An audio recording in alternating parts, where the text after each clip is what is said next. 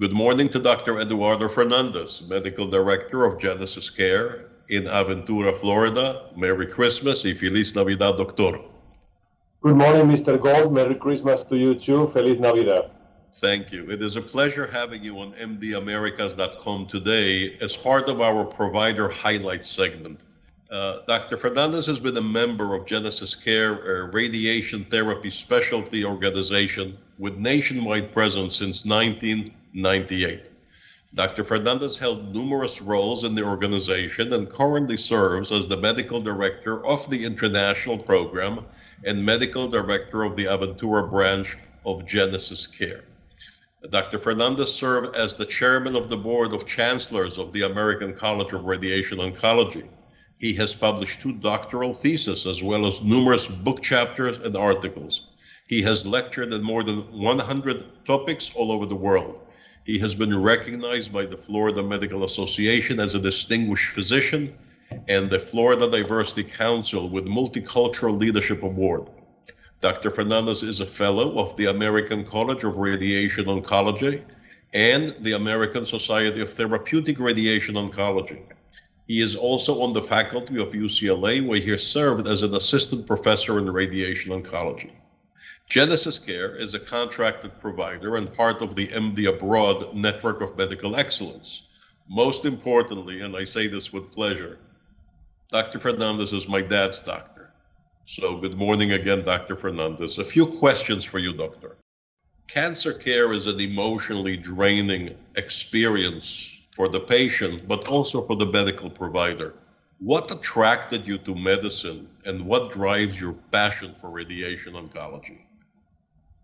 Well, I wanted to be a doctor apparently since I was 3 years of age, having no doctors in my whole family. They are engineers. But I'm the only physician in the family, but apparently since I was 3, I already wanted to be a doctor. Now, when I was going through medical school, I also had a passion for physics. And perhaps the only specialty I can combine both is radiation oncology. What is your passion? What keeps you optimistic? Because, cancer care is draining. It's difficult for the doctor. Radiation therapy is a long, drawn process. Even when you win the battle, sometimes we lose the war. What keeps you going? Well, if you look at the specialty, how it has changed over the last 20 years, you will see that in some aspects it's been going through circles, but in many others, there are so many breakthroughs that have made possible treatments that they were not at our reach before. And it's not only in radiation oncology, it's also in all the cancer-related specialties. We have seen those advantages in the imaging with MRI, the new PET-CT, the new radiopharmaceuticals. We have seen those advantages with diagnosis and molecular profiling of cancers. We can make up what is the tumor genetic material, and we can detect actionable mutations. Also, we have better supportive care, blood products, antibiotics, anti-calcium reabsorptive therapy. So what is happening is that the cancer is becoming a chronic disease. When we go to our meetings every year, you see that the survival, cancer by cancer, stage by stage, keep increasing. And because of that, now that cancer is considered a chronic disease, situations that 20 years ago were considered out of the norm, now they are considered optimal treatments, and they're included in the guidelines. Can you share with the audience what, in your view, is the difference in the approach of a cancer physician in Europe versus United States? Is there a difference in the approach? Is the cultural difference important in dealing with patient care? Well, what I can tell you is, particularly in Spain, where I was raised, where I did my medical school, and I had my first residency.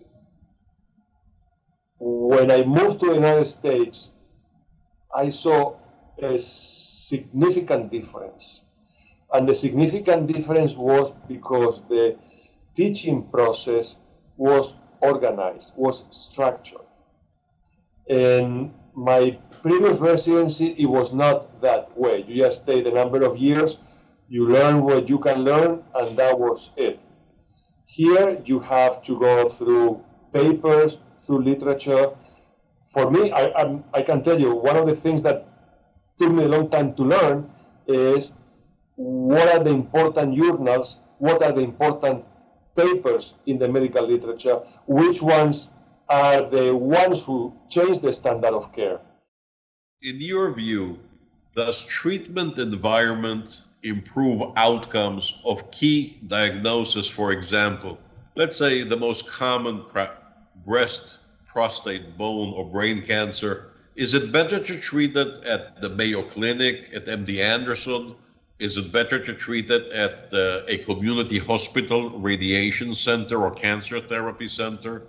Or is it okay to go to an ambulatory environment like Genesis Care, where you just drive up, you do your treatment, speak with the doctor, and go home? What do you think is the appropriate level? Can you clarify it for our audience?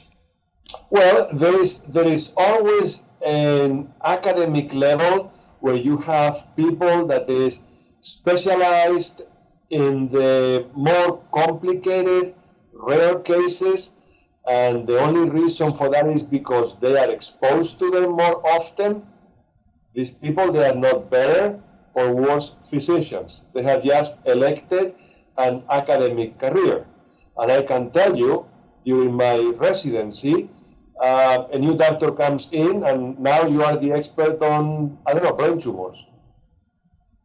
With time, you build the expertise, but the moment you arrive and they put you, okay, you are doing the brain tumors, the radiation, okay, you are the expert. And it's not necessarily like that. Now, what is important is the training of the physician.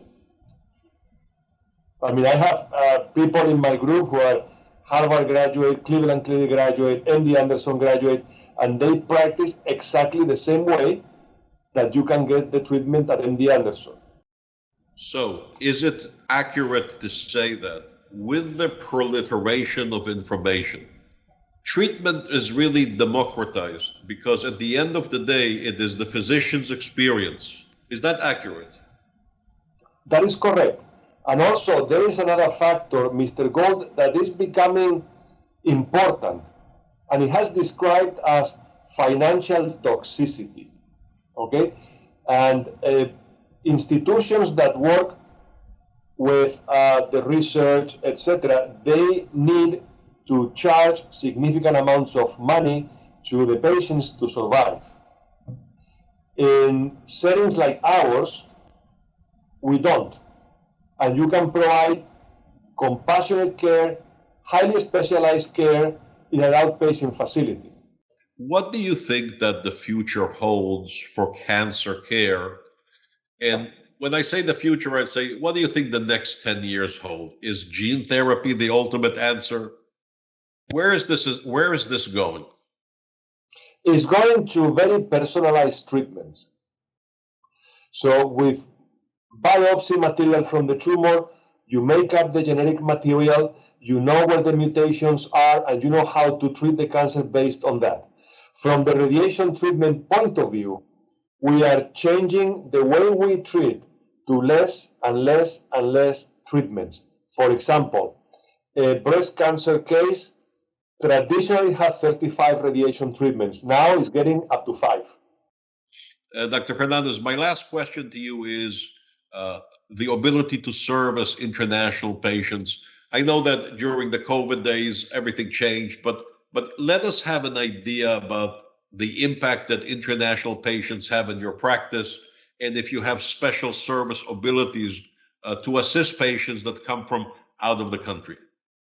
The international program is one of the things that we provide here. Is not my exclusive activity, but I have a very good team around, so we review cases that are submitted. I mean, I review images, pathology report. We can do a second opinion on the pathology. We can review the slides. We have, we even write letters to sponsor people for visas to come here for the treatment.